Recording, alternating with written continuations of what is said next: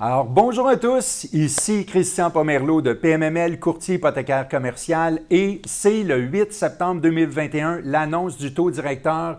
Alors, vous l'avez peut-être déjà sans doute entendu, il n'y a pas de changement. La Banque du Canada a annoncé aujourd'hui que le taux directeur serait encore maintenu à 0,25 %.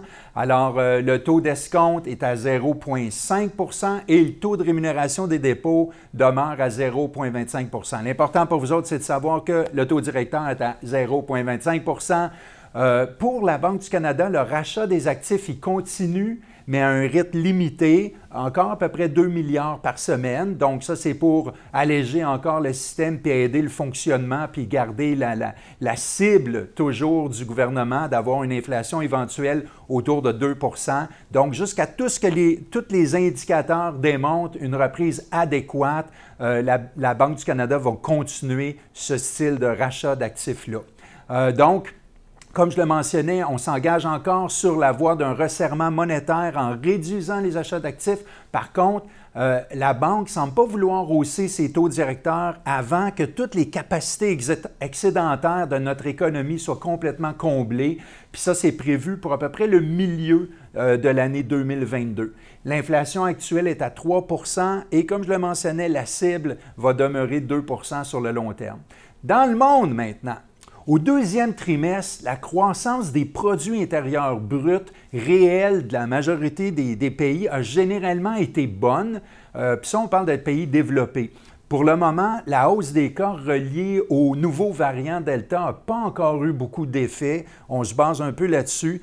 Sauf que la propagation rapide du variant demeure tout de même l'une des grandes préoccupations, certainement la préoccupation la plus importante, c'est suivi de très très près par les banques centrales. La situation dans les économies émergentes n'est pas aussi reluisante, par exemple, parce que le ravage du nouveau variant Delta dans certains pays qui manquent de ressources, puis dont la population est peu vaccinée, puis qui ont un système de santé qui est moins fort ou plutôt anémique, c'est plutôt inquiétant.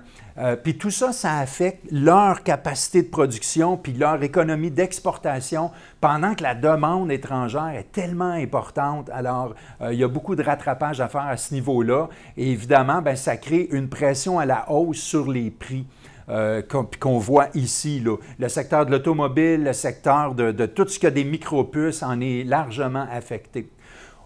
Chez nos voisins, les Americans, la croissance économique s'est située un peu sous les attentes dans le dernier trimestre. Les ventes au détail ont été plutôt décevantes, puis la confiance des ménages n'est pas encore solide, probablement à cause de la hausse des cas reliés au variant Delta. Ça devrait se résorber probablement dans les prochains mois. Les bonnes nouvelles sont que le marché du travail semble reprendre de la force, puis le potentiel de croissance est bon grâce à l'épargne accumulée des ménages qui demeure vraiment important. Puis au Canada, comme pour les Américains, notre croissance économique a été aussi sous les attentes. Heureusement, pour l'instant, malgré le développement d'une fameuse quatrième vague de COVID, il n'y a aucune mesure sanitaire restrictive qui est vraiment prévue. Ça fait du bien. Puis ça va évidemment favoriser un rebond de la croissance au troisième trimestre. L'économie au Québec s'est beaucoup améliorée depuis le printemps. On a la réouverture des restaurants, des bars, ça a entraîné une hausse de l'emploi, ça fait du bien. Les Canadiens, les Québécois ont aussi renoué avec le voyage, puis qui est bien ressenti au niveau des compagnies aériennes, puis de l'hébergement touristique. Fait que ça, c'est un gros plus. La demande de consommateurs continue de grandir. Puis ce qui arrive aussi, c'est que la réserve en épargne des consommateurs et certaines entreprises est assez importante. Puis selon la Banque du Canada, il est envisagé qu'à peu près 20 à 35 % de cette épargne-là va être dépensée sur les prochains 18 mois, selon leur enquête. C'est donc prévisible qu'on va connaître des croissances économiques là, dans les 2 prochains trimestres. Encore une fois, on va voir qu'est-ce qui se passe avec les vagues de COVID, mais normalement, ça devrait ressembler à ça. Puis évidemment, le résultat ultime, c'est qu'on va avoir une poussée au niveau de l'inflation probablement. L'immobilier. Au deuxième trimestre, le nombre de transactions dans le marché immobilier résidentiel a baissé. Mais il y a un grand coupable à ça, c'est qu'il y a carrément une insuffisance au niveau de l'offre. Puis ça, ça a tout un effet. Pour ceux qui s'inquiètent au niveau du taux d'intérêt ou qui se demandent ça va-tu monter, ça va-tu baisser, c'est sûr qu'on n'a pas la boule de cristal. Il faut comprendre qu'il y a de multiples facteurs qui ont de l'influence sur le taux d'intérêt. Mais parmi tous ces facteurs-là, il y en a qui sont très importants, puis il y en a un qui c'est la confiance des investisseurs. Ce qu'il faut comprendre, c'est que la confiance des investisseurs va avec un peu ce qui est perçu dans le marché, puis ce qui est perçu au niveau économiquement par rapport à, bon, là, en ce moment, on vit le COVID. Et qu'est-ce qui arrive, c'est que les investisseurs ou les grands investisseurs vont déplacer leurs actifs soit dans des valeurs refuges, comme les obligations un peu plus sécures, ces temps-ci, les obligations américaines, ou vers des marchés économiques qui sont plus actifs, comme les actions, quand la confiance est là.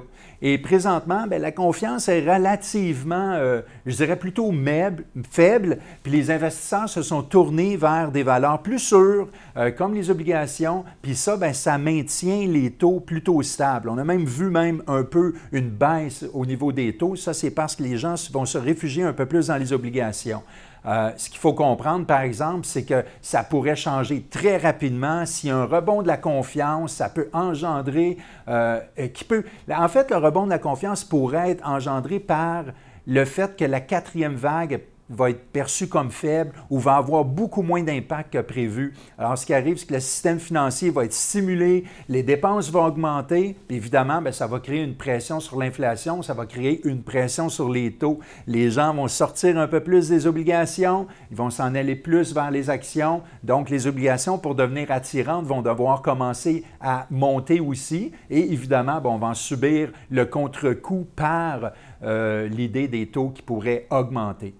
Malgré ça, la Banque du Canada ne prévoit pas augmenter son taux directeur avant le milieu de l'année 2022. Ça ne veut pas dire que parce qu'il n'y a pas de hausse du taux directeur, qu'il n'y aurait pas un déplacement d'actifs, comme je le mentionnais tout à l'heure, qui pourrait entraîner aussi une certaine hausse au niveau des taux. Alors, c'est à voir, restez à l'affût. Le marché immobilier reste encore une superbe place pour faire de l'investissement. Il faut faire des bonnes recherches, il faut utiliser les bons experts et puis, bien, amusez-vous là-dedans. Alors, jusqu'à la prochaine capsule, je vous dis bonne journée et bon succès. Ici Christian Pomerleau, courtier hypothécaire commercial. Au revoir.